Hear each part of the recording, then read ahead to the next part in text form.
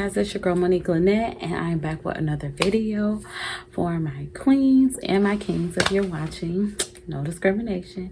Thank you so much for watching. This video is very near and dear to me.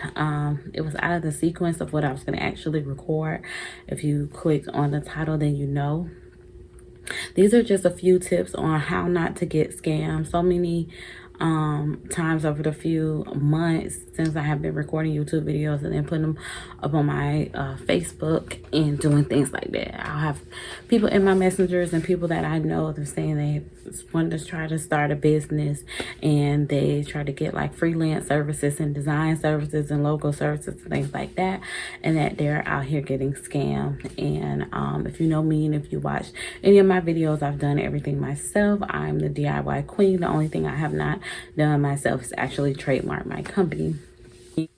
I have a degree in business. I have an associate's in legal. I have a bachelor's in psychology, and I have an MBA in business administration with a concentration to management. With all that said, not to brag, it's still things you are just not going to know, and that is totally okay. Some tips that I want to give you before you go into a business transaction with someone. And I would say, even now, you doing a business transaction can turn into a relationship for the both of you. It can turn into be something profitable for you and that person. So look at every interaction with someone as a potential relationship for your business, or as a potential friend, as a potential business partner, as a potential investment into what you're trying to start. So just think about that in a long run. Don't just, how not to get scammed, like just things to watch out for. Do not be so quick to give somebody your money because you feel agitated with doing something, or because you got to move on to the next thing and you just want them to handle it. Do not do that. By the way, I'm also doing business coaching calls. If you go on my website, shopmolavish.com, it says Girl Boss Info, and on the Girl Boss Info you can book a business coaching call with me, 30 minutes or 50 minutes. Some clients I'm taking on now, I'm working on it with months, and some is additional services. So yeah, just to let y'all know that. So, and I say this to say that I love helping people. I really do. The problem is, it's just not enough time in the day, which is why I started my YouTube channel. Because it's just not enough time in the day to return everybody emails, text messages, phone calls. I know I can't do it. So this guy is for you. I love you.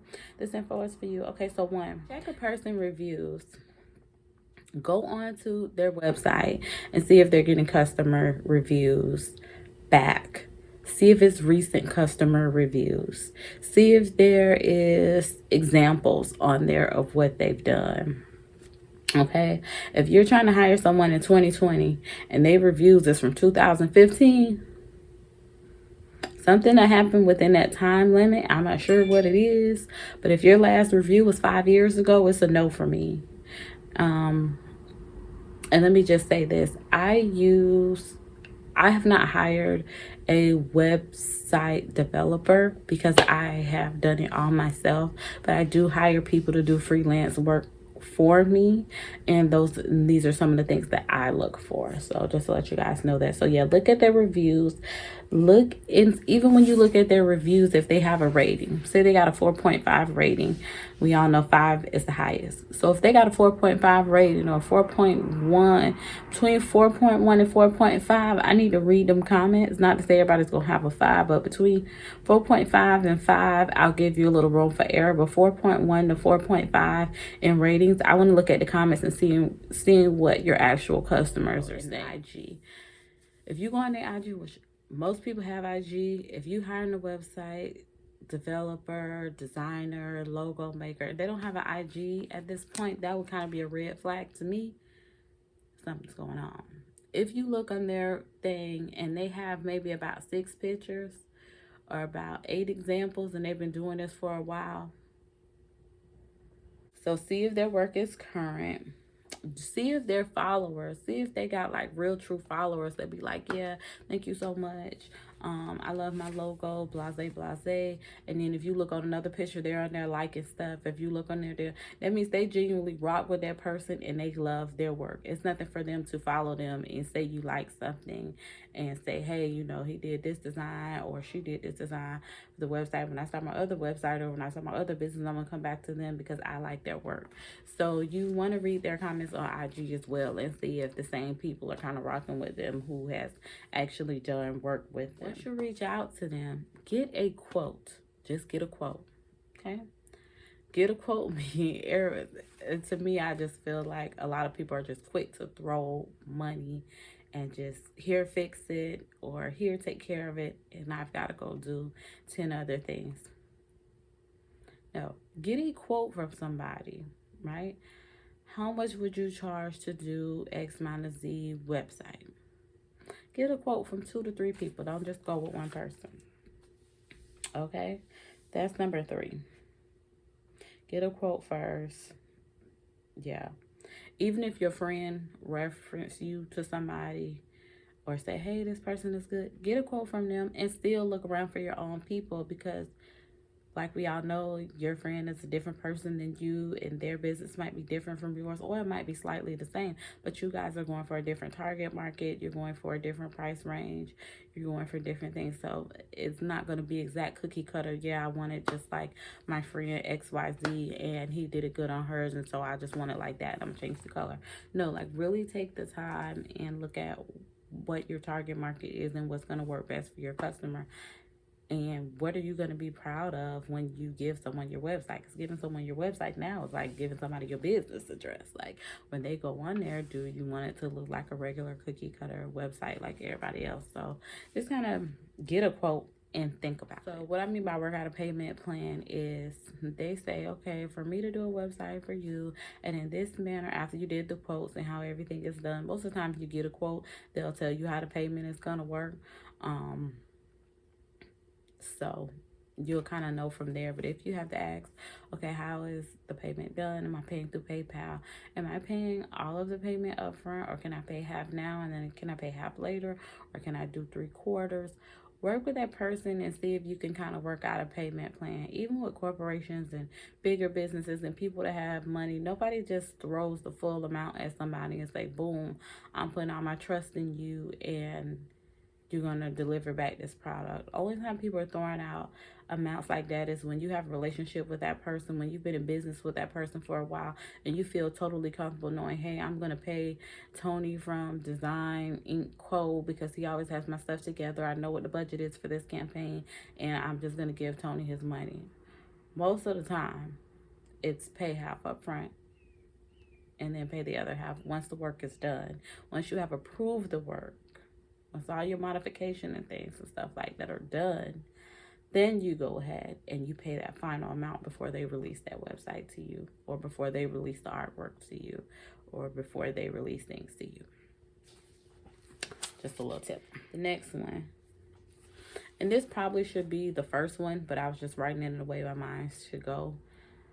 If you want somebody to start a website for you, go on the websites yourself and try to start one from scratch. This will kind of let you know and let you look at other templates so that you have an idea once you present yourself to the designer and once you talk to the designer of what you actually want. I believe a lot of people do not know what you actually want. You just know you want a website and you want it to look cute so that you can show your products. That's great. But do you want a website that shows new arrivals? Do you want a website that has a video up front?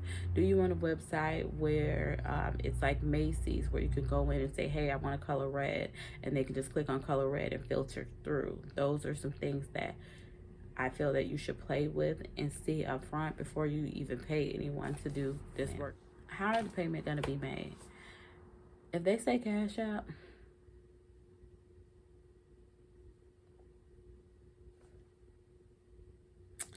probably a red flag.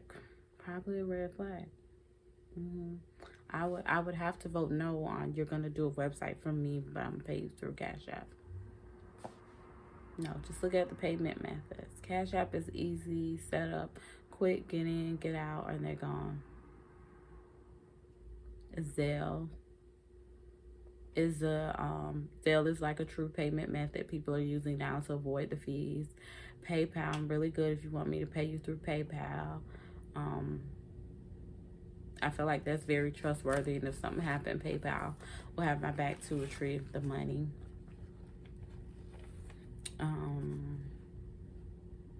Just take your time. Just really think things over. Get a quote. Don't let somebody just say, hey, I can do this, that for you. You ready to pay now? That's just like when you go buy a car. Oh, you like it? You test drive it? Come on, let's go do the paperwork. Wait, you do not need to be in a rush, and don't let anyone rush you. Get a quote. Think on things. Look at all three of them. Weigh your options. Research your reviews. And try to pay half now, half later. That way, even if something don't work out, you only gave half. You lost something, but you didn't lose everything. So think about that. But I really just wanted to get this video out to you guys. I hope that it helps. Just know that if someone has scammed you, God sees everything, and so where they think they might have gotten over with those, with the amount of money, they'll have to pay it in the end. And God is faithful. He's good. If you lost something, he's going to give you that back tenfold.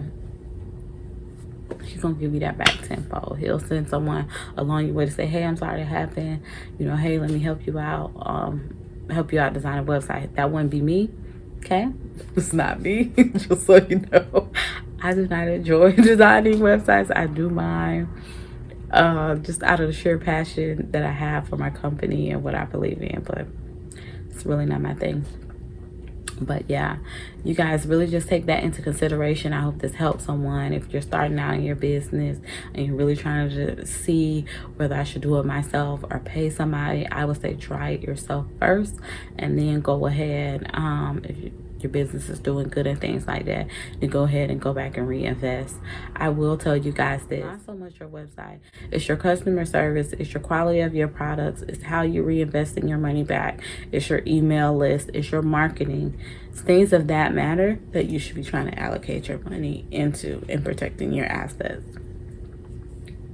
Not that big on the website. Once you have all that stuff secure, then yeah, go back and reinvest into your website. But I just want to say thank you. If this video helps you, let me know. Put the comment down below. Send me an email if you have any questions. My email will be in the description box below. I'm Moniquelenett. Thank you. Keep God first, and the rest will follow.